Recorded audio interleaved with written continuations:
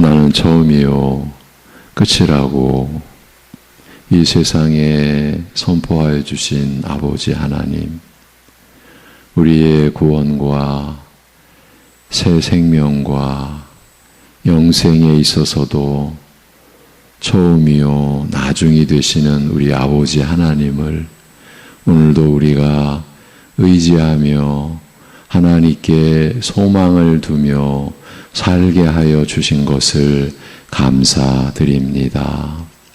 이 믿음의 시작도 우리 주님께서 이루신 것이고 과정과 끝도 홀로 주관하시는 그 온전하신 섭리 안에 우리의 생애가 놓여진 것을 오늘도 확인하는 믿음의 하루 되게 하여 주시옵소서. 우리가 어디에 있든지 무엇을 하든지 우리를 지키시는 주님의 사랑 안에 우리가 호흡하고 있음을 고백하는 것이 우리에게 얼마나 복되고 감사한 일인지를 누릴 수 있는 하루를 우리가 살아가게 하여 주시옵소서. 감사드리며 예수님의 이름으로 기도합니다. 아멘. 로마서 11장을 보시겠습니다. 로마서 11장 33절에서 36절 보시겠습니다.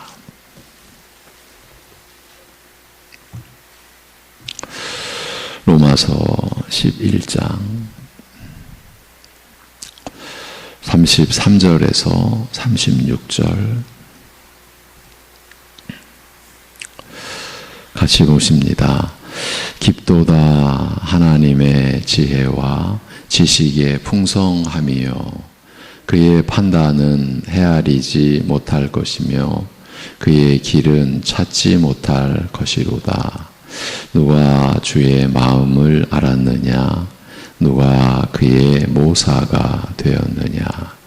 누가 주께 먼저 드려서 갚으심을 받겠느냐? 이는 만물이 주에게서 나오고 주로 말미암고 주에게로 돌아감이라. 그에게 영광이 세세에 있을지어다. 아멘. 고린도전서 2장 1절에 하나님의 증거라는 이 구절로 인해 믿음의 내용, 곧 하나님을 아는 지식의 근본적인 면을 살펴보았던 우리는 어제부터 로마서 11장 35절을 통해서 믿음의 내용의 근간이 되고 근본이 되는 내용을 계속 살피고 있습니다.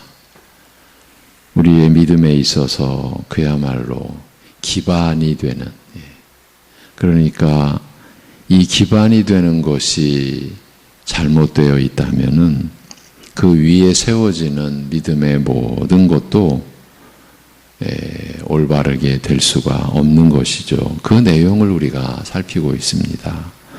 로마서 11장 오늘 우리가 읽은 33절에서 36절은 구원에 관해 하나님이 하신 위대한 일들을 살펴본 사도 바울이 하나님 자신께로 얼굴을 들어 그 위대하심을 찬송하는 내용이라 했습니다. 그 중에 이제 본문으로 삼은 구절은 35절인데 이 35절은 사도가 구약 성경을 인용하여 자신의 말을 대신하고 있는 부분 중 한 곳입니다. 누가 주께 먼저 드려서 갚으심을 받겠느냐. 이 말씀은 욥기 41장 11절에서 인용한 구절입니다. 누가 먼저 내게 주고, 이게 이제 하나님께서 하신 말씀입니다. 누가 먼저 나에게 주고 나로 하여금 갚게 하겠느냐. 온 천하에 있는 것이 다 내 것이니라. 사도 바울이 이 구절을 인용한 것입니다. 이 말씀의 의미를 이해하기 위해서 어제 우리는 이 욥의 내용을 개략적으로 살펴보았습니다. 오늘은 욥이 회개하는 장면부터 보기로 하겠습니다. 욥기 42장입니다. 42장.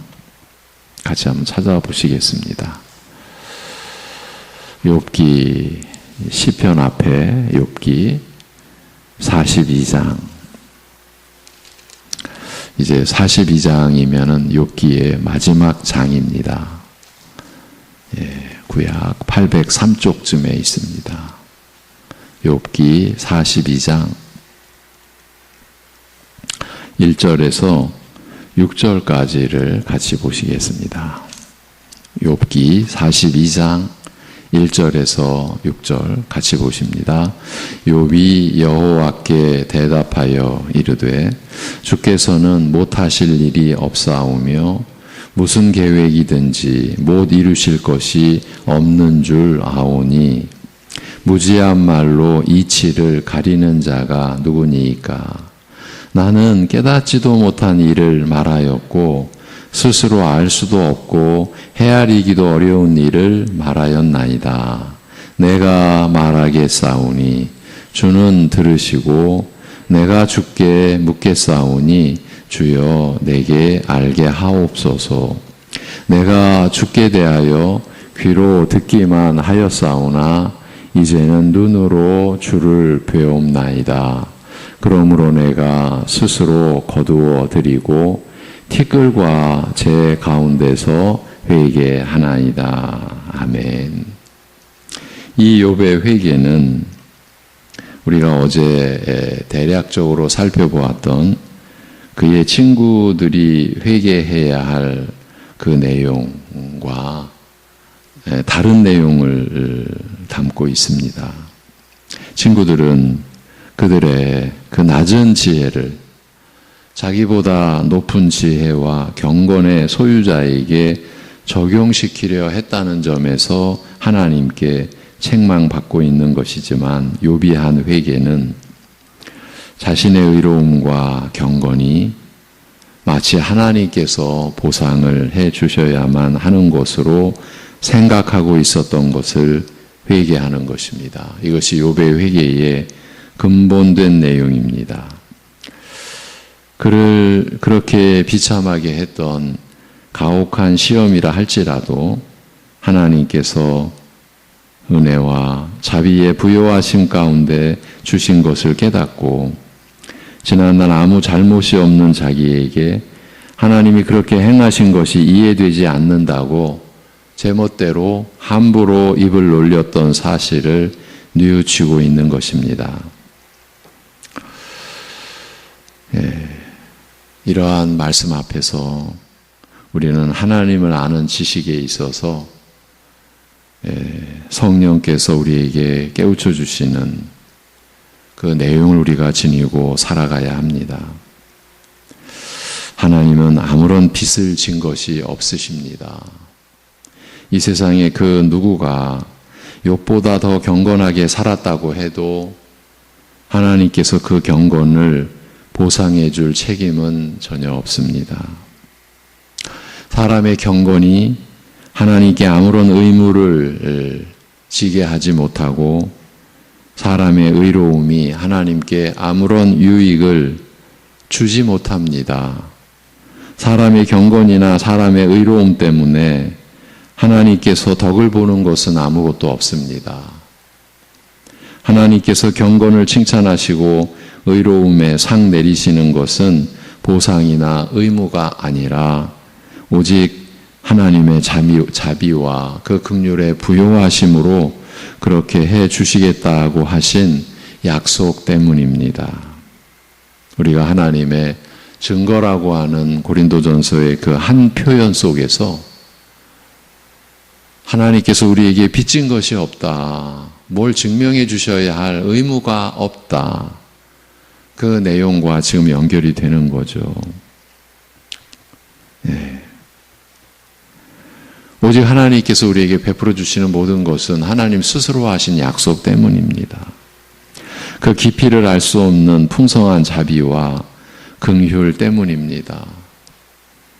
아무리 욥의 경건이라고 해도 하나님께서 갚아야 할 빚은 아닙니다.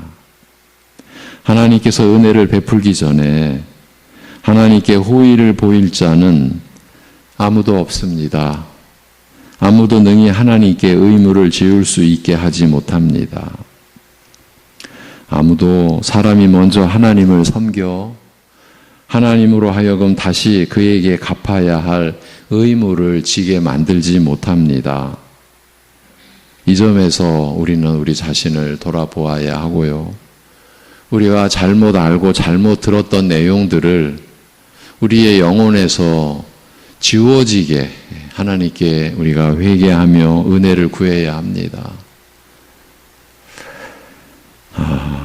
경건이든 선행이든 의로움이든 우리가 하나님께 헌신하는 헌금이든 사람이 무엇을 함으로써 그 대가를 하나님께서 갚아주셔야 한다는 의무는 없습니다. 사람이 갖고 있는 모든 것은 다 하나님께서 주신 것입니다. 사람은 다 하나님께로부터 받아서 살아가는 존재입니다. 생명과 또 생명에 필요한 모든 것들과 경건과 의로움과 구원을 다 받아서 누리는 자들입니다. 여러분, 경건한 신자라고 할 때 경건이라는 말을 우리말로 이렇게 풀어내는 게 쉽지 않죠. 가장 그러나 정확하지만 간단하게 할 수 있는 표현은 경건은 하나님을 닮음입니다. 주님의 성품을 담는 겁니다. 경건은. 그 경건과 의로움과 구원도 다 받아서 누리는 자들입니다. 하나님은 그 모든 것의 주인으로서 사람들에게 나눠주시는 분이십니다. 하나님께서 은혜와 긍휼과 자비의 부요함으로 사람들에게 그것을 나누어 주시면 사람은 단지 그것을 받아 누리는 것뿐입니다. 야고보서 1장에 욕심이 죄를 낳고 욕심이 잉태하면 죄를 낳고 죄가 사망을 낳는다는 그 말씀 다음에 속지 마라 형제들아 이렇게 이어지죠. 그러면서 모든 선한 것이 다 하늘로부터 하늘의 하나님으로부터 우리에게 주어진다. 빛들의 아버지께로부터 어두움이 전혀 없는 사망의 어두움이 무지의 어두움이 전혀 없는 빛들의 아버지께로부터 하늘로부터 위로부터 우리가 받는 모든 것 선한 것이 다 내려온다. 그러면서 회전하는 그림자도 하나님께는 없으시다. 어디 숨겨놓은 어두움의 구석도 없으시다. 어디 우주 전체 어디에 그 어두움을 숨겨놓으시고 우리의 지난 죄악을 그곳에다가 숨겨놓으시고 언젠가 우리를 정죄하실 그런 분이 아니시다. 이런 의미를 야고보서에서도 기술해 놓고 있습니다. 회전하는 그림자 독특하죠. 그림자가 회전합니다. 지금 전체가 돌고 있는 겁니다. 그런데 그런 가운데서도 빛들의 아버지 되신 하나님께는 어둠이 없으시다.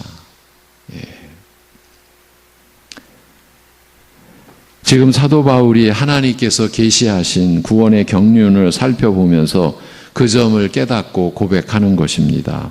사도 바울이 욥과 같은 경험을 하게 된 것입니다. 사도 바울은 하나님 앞에 서 있는 자신을 깨닫고 자신을 보고 이렇게 고백하는 것입니다. 사람은 높고 위대하신 영원하신 하나님 앞에 아무것도 내세울 게 없으며 스스로는 내세울 게 없으며 하나님께 모든 것을 받아서만 자신을 유지할 수 있는 절대 의존적인 존재라는 것입니다. 하나님께서 지으신 모든 피조물이 절대 의존적인 존재인데 그 가운데서 유일하게 하나님의 형상인 사람은 본인이 우리 스스로가 하나님께 절대 의존되어 있는 존재라는 것을 하나님의 은혜로 깨달아서 그 고백으로 그러기 때문에 스스로 하나님께 절대 자신을 의존하는 그런 존재의 특별함을 지니게 된 거죠. 여러분, 우리가 이 새벽에 하나님의 말씀에 붙들려 기도하는 그 자체가 하나님을 의존하고 있는 존재됨을 고백하는 거죠. 하나님께 나 자신을 의지하고 맡겨드리는 겁니다. 그래 놓고서 나 하나님께 기도했어. 그런 기도가 성립되도록 모든 것을 이루신 하나님이 내 안에 충만해야 되는데 우리는 종종 그 하나님은 또 망각하고 나는 기도했어. 내가 했어. 이렇게 나아가는 우리라는 것을 우리가 알아왔지 않습니까? 아무것도 하나님 앞에 내세울 게 없는데도 말입니다.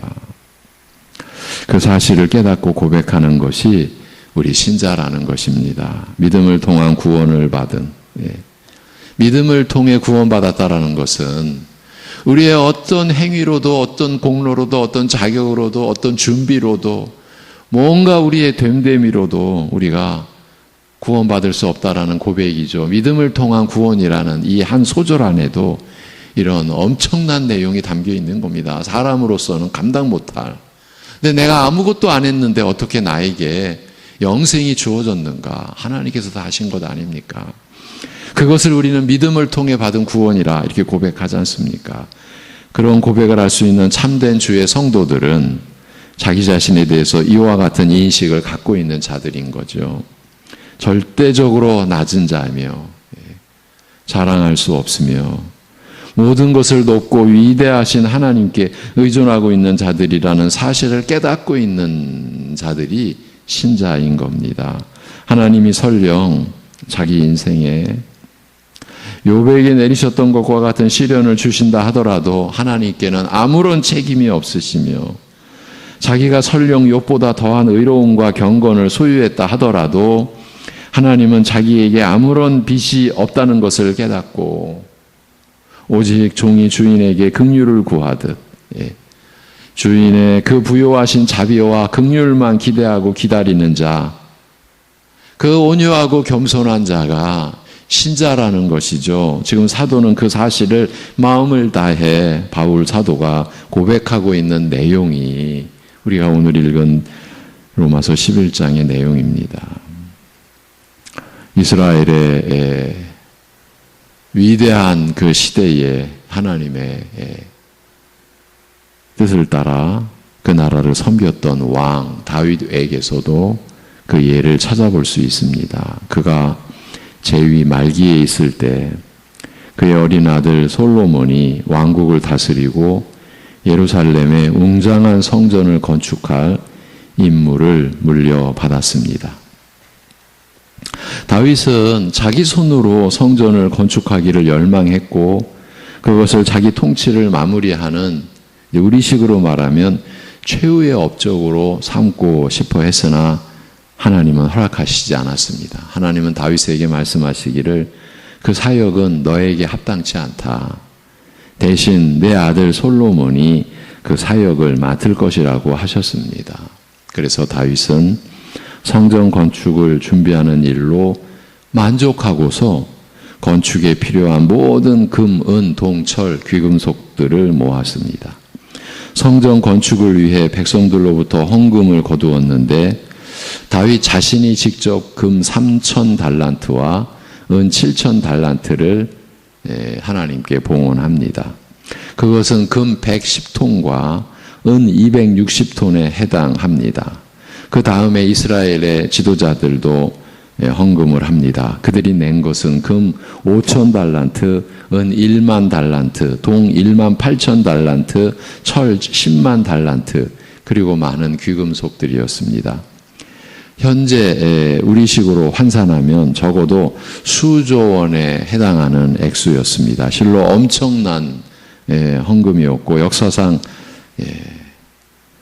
단일 헌금치고는 아마 가장 많은 봉헌이었을 것입니다. 이렇게 헌금을 많이 낸 사람들을 보면 많은 사람들은 서로 칭찬을 아끼지 않을 것입니다. 그러나 다윗은 그렇지 않았습니다. 서로를 칭찬하는 대신, 사람을 칭찬하는 대신 백성들이 이렇게 봉헌할 수 있도록 낼 수 있도록 하나님께서 백성들에게 복을 주셨음을 인정하고 그것을 깨닫고 하나님을 찬양했습니다. 근데 여기서 찬양이라는 본질이 나오는 겁니다. 방금 전 사람들은 사람을 칭찬한다. 이렇게 우리가 많이 헌금했네. 서로 칭찬한다라고 했죠. 그러나 다윗은 그렇지 않았다라고 했죠. 이렇게 낼 수 있게 하신 하나님께 찬양했다고 했죠. 이 찬양이 그래서 사람이 사람을 칭찬하는 그 의미가 기본인 거예요. 그런데 피조물이 창조주를 칭찬한다라고 하는 말이 어불성설이지 않습니까? 그래서 그 칭찬한다라고 하는 근본 개념을 가지고 하나님께 찬양을 올리는 겁니다. 그러니까 이미 찬양하는 그 중심에도 그 찬양의 중심이 우리에게 있는 게 아닙니다. 찬양을 받으실 하나님께 있는 겁니다. 우리가 기도에서도 참 무지했기 때문에 기도하면서도 우리는 불법을 행해왔듯이 우리는 찬양을 하나님께 올리면서도 중심이 우리에게 있었습니다. 받으실 거룩하시고 의롭고 영광 되신 하나님께 중심이 있는 게 아니라 찬양하는 우리가 은혜로워야 되고 우리가 감동받아야 되고 우리가 즐거워야 되고 제 말을 부정하시지는 못할 겁니다. 찬양하면서도 우리는 중심이 우리에게 있었던 지난 날들, 그러니까 우리는 예배드리면서도 불법을 행했다라는 것을 우리 한번 짚고 가자라고 해서 드린 말씀이에요. 다윗은 오직 하나님께 찬양을 올렸습니다. 다윗은 그 예물을 하나님께 드리면서 이렇게 찬양을 했습니다. 전심으로. 백성들은 자원하여 드렸으므로 기뻐하였으니 곧 그들이 성심으로 여호와께 자원하여 드렸으므로 다윗 왕도 심히 기뻐하니라. 다윗이 온 회중 앞에서, 그러니까 이스라엘 백성들 앞에서 여호와를 송축하여 이르되 우리 조상 이스라엘의 하나님 여호와여 주는 영원부터 영원까지 송축을 받으시옵소서. 찬양을 받으시옵소서. 여호와여 위대하심과 권능과 영광과 승리와 위엄이 다 주께 속하였으니 천지에 있는 것이 다 주의 것이로소이다. 이것이 하나님께 지금 고백하는 찬양의 내용입니다. 여호와여 주권도 주께 속하였사오니 주는 높으사 만유의 머리심이니이다. 부와 귀가 주께로 말미암고 또 주는 만물의 주제가 되사 손에 권세와 능력이 있사오니 모든 사람을 크게 하심과 강하게 하심이 주의 손에 있나이다. 지금 모든 사람을 크게 하심과 강하게 하심이 주의 손에 있나이다. 우리 하나님이여, 이제 우리가 주께 감사하오며 주의 영화로운 이름을 찬양하나이다. 나와 내 백성이 무엇이기에 이처럼 즐거운 마음으로 드릴 힘이 있었나이까? 이 고백입니다. 우리 안에 있었던 힘이 아니라는 겁니다. 나와 내 백성이 무엇이기에 이처럼 자원하여 즐거운 마음으로 드릴 힘이 있었나이까? 모든 것이 주께로 말미암아 싸우니. 여러분, 모든 것이 주께로 말미암아 싸우니, 바로 이 고백이 우리가 오늘 읽었던 로마서 11장 36절의 내용 아닙니까? 만물이 주에게서 나오고 주로 말미암고 주에게로 돌아감이니이다. 다윗이 이 고백을, 사도 바울이 이 고백을 할 수 있는 자체가 하나님의 은혜죠.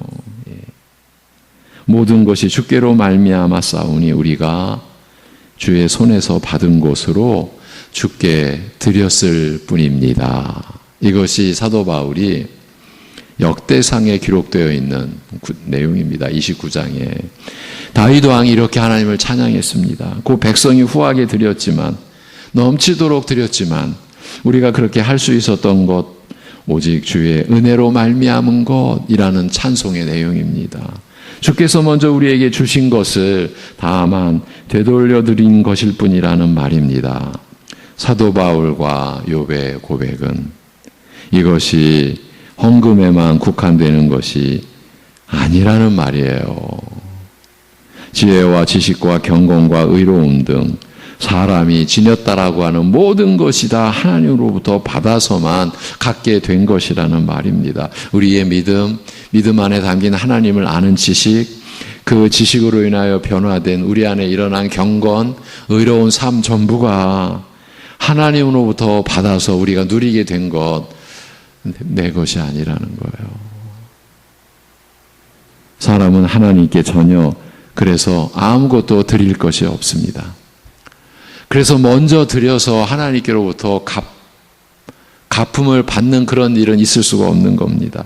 드릴 만한 지식이나 지혜가 없을 뿐만 아니라 의로움과 경건과 사랑도 아무것도 드릴 것이 없습니다. 인간은 완전히 걸뱅이, 거지입니다. 죄 가운데 있는 인류의 실상이 이것입니다. 채무 만기일이 되어도 빚을 갚지 못하는 절망적인 채무자입니다. 하나님 앞에 선 인간은 자신에 대해서 그와 같은 깨달음을 갖게 되는 것입니다. 우리 자신에 대한 우리의 마음이 사도의 것과 같지 않다면 우리는 사도가 받은 구원과 다른 구원을 받은 것이요. 다른 구원이 있습니까? 그런데 그런 지금 형상이 우리 안에서 나타나는 것이고, 사도가 섬기는 하나님과 다른 하나님이 뭡니까? 곧 우상을 섬기고 있는 것일 것입니다.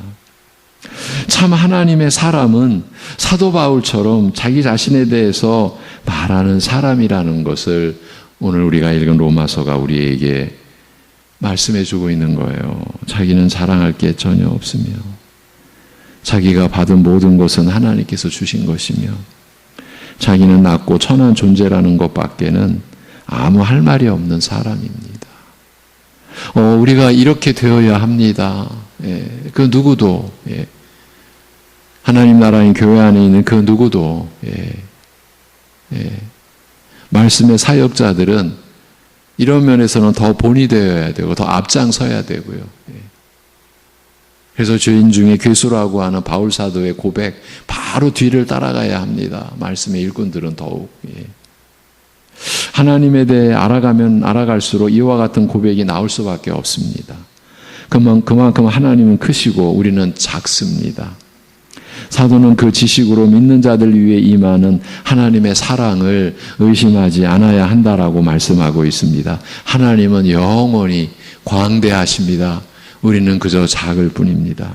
이것을 인정할 줄 아는 자들이 믿는 자들 위해 임하는 하나님의 사랑이 끊어지지 않는다는 것을 확신할 수 있다라는 것입니다. 우리가 교만하지 않고 있는 그대로의 수준을 하나님 앞에서 인정하면 지금 현재도 얼마나 크신 사랑으로 우리를 살리시고 먹이고 이끌고 계시는가를 발견할 수 있다는 것입니다. 아울러 사도는 그 자리에 모든 신자들이 다 와야 한다고 말씀하고 있습니다. 몇 주 전입니까? 목사의 받을 은혜가 따로 있고 성도의 받을 은혜가 따로 있고, 제가 목회로 섬기면서 겪었던 고통 중에 하나, 따로 있다라고 말하는, 따로 있다라고 하는, 그런 고통을 겪으면서, 과연 그런가?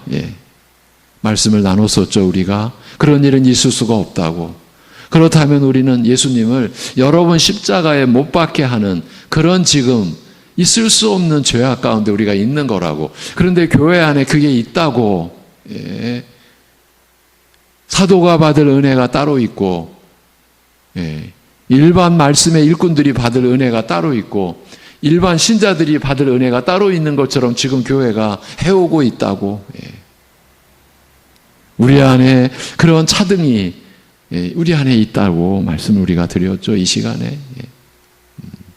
근데 지금 바울 사도는 자신이 하나님을 아는 지식 안에 깨닫고 하나님의 그 위대하심을 찬양하는 그 자리에 모든 신자들이 다 와야 한다고 지금 역설하고 있는 거예요. 오묘하신 섭리를 베푸시는 하나님의 위엄을 기억하여 그 사랑의 깊음과 사랑하는 방식의 오묘함을 인정하고, 그래서 어떤 일을 당해도 여전히 나를 향한 하나님의 사랑, 우리를 향한 그리스도 예수 안에 있는 하나님의 사랑은 끊어지지 않았다고 말할 수 있는 그런 신자들이 되기를 바라는 것이에요. 이것이 하나님의 은혜를 먼저 입은 사도 바울의 그야말로 어느 정도 간절합니까? 내 자신은 구원에서 끊어져도 내 동족은 구원받기를 그렇게 갈망하는 그 바울 사도의 고백이 이렇게 우리를 향한 하나님의 사랑, 그리스도 예수 안에 있는 사랑은 끊어질 수 없다. 끊어지지 않았다. 끊어지지 않는다. 이렇게 고백할 수 있는 우리 모두가 되자고 이렇게 역설하고 있는 것입니다. 이러한 깨달음이 그리고 우리의 믿음의 이 기반이 되는 이런 내용이 우리 안에 온전하게 주님의 은혜로 성령님의 역사로 우리 심령 안에 구비되어져야 하지 않겠습니까? 여러분, 우린 기도만 가지고 해서도요, 이와 같은 말씀과 전혀 배치되는, 상반되는, 여러분 가만히 한번 생각해 보십시오. 이렇게 해서 내 뭔가를 쌓아놓아야 하나님이 언젠가 갚아주셔. 기도도 평상시에 열심히 쌓아놔야 돼. 기도의 공덕을 쌓아놔야 돼. 여러분, 그러면 언젠가 하나님이 갚아주셔. 그러면서 무서운 말들이 교회 안에, 우리 안에 우리가 했던 말이에요. 하나님은 공짜가 없으셔. 우리가 이렇게 섬기면 그런 말이, 아니 그러면 공짜가 없으시다 그러면은 우리가 지금 받은 구원이 값없이 받은 구원인데 그 말 자체가 우리가 받은 구원을 우리 스스로가 부정하는 고백이지 않습니까? 이렇게 이제 우리의 현실에 들어와서 적용을 해보고 이러한 깨달음과 찬송의 내용을 적용해 보면은요, 우리의 이 부질없는 그런 그 허망한 믿음의 내용들이나 우리가 뱉어냈던 말들이 얼마나 무서운 말들인가 드러나는 것을 우리가 아는데, 제가 그 중에 그냥 한두 개만 오늘 말씀드린 거예요. 하나님은 공짜가 없으셔. 여러분, 이것은요, 교회 안에서 있을 수가 없는 말 중에 하나인데 우리는 이 말을 얼마나 많이 해왔습니까? 그러면서 나는 그런 말할 자격이 있어. 하나님은 공짜가 없으셔. 이런 말을 나는 할 자격이 있어. 어쩌면 너는 못해도 나는 할 수가 있어. 이렇게까지 우리가 나간 것은 아닌가. 그 얘기는 뭡니까? 너는 못한 헌신을 나는 했어. 나는 이렇게 섬겼어. 이렇게 봉사했어. 이렇게 나는 수고했어. 나는 이렇게 희생했어. 만약에 희생을 했다고 하더라도 그것도 하나님의 은혜였는데, 우리는 하나님은 공짜가 없으셔. 이런 말을 우리는 해왔죠. 우리 자신을 짚어보는 괴로움을 겪자고 이런 말씀을 드리는 게 아닙니다. 하나님 앞에서 우리가 하나님의 말씀 위에 서서 그리스도의 이름으로 하나님 앞으로 나아가야 하기 때문에 이런 것을 우리가 그대로 두고 가면 안 되기 때문에, 여러분, 그야말로 성령의 역사하심을 따라 회개하면서 가야 합니다. 우리의 뇌리 속에, 우리의 의식 속에 이러한 부분이 얼마나 많이 쌓여 있겠습니까? 우리의 의식에, 무의식에, 창고 속에 하나님이 갚아주셔야 할 나만의 헌신, 구비해 놓고, 그렇지, 하나님은 공짜가 없으시지. 이거는요, 우리의 믿음이 그만큼 병들었다, 부패했다, 이것을 우리가 깨달을 수 있는 그런 내용들입니다. 하나님께 받지 않은 것이 하나도 없다. 앞으로도 우리는 절대 의존하여 살아가는 존재다라고 하는 그 중심에 우리 모두가 설 수 있기를 기원합니다. 하나님 아버지, 우리를 이렇게 긍휼히 여겨 주심에 감사합니다.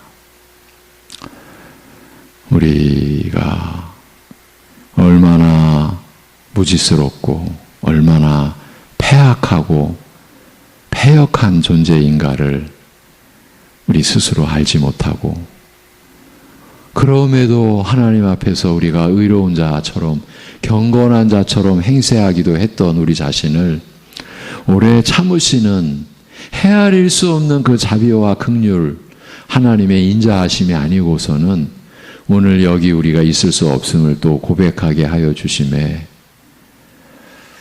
그러기에 무너질 수밖에 없는 우리의 이 연약함을 하나님께서 붙들어 주시고 오래 참으시고 하나님을 닮도록 우리를 세워가시는 하나님의 열심과 사랑으로 우리가 이 시간 하나님께로 나아감을 고백드리오니, 주님의 피로 사서 세우신 교회가 이러한 온전한 말씀으로 세워져 갈 수 있게 은혜 베풀어 주시옵시고, 지체된 우리 모두도 한 심령 한 심령 이러한 말씀으로 하나님 앞에 나아가며 하나님 앞에 선 자신을 알 수 있게 하여 주시옵소서.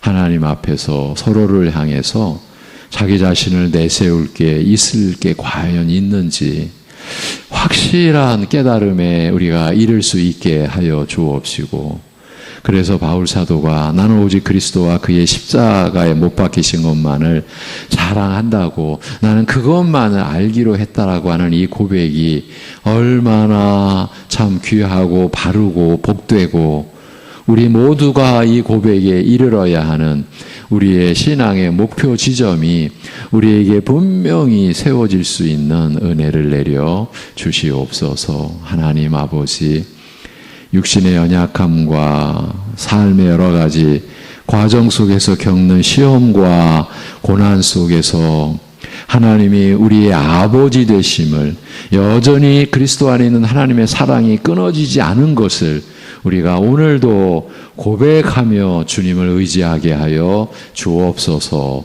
예수님의 그 이름으로 기도하옵나이다. 아멘.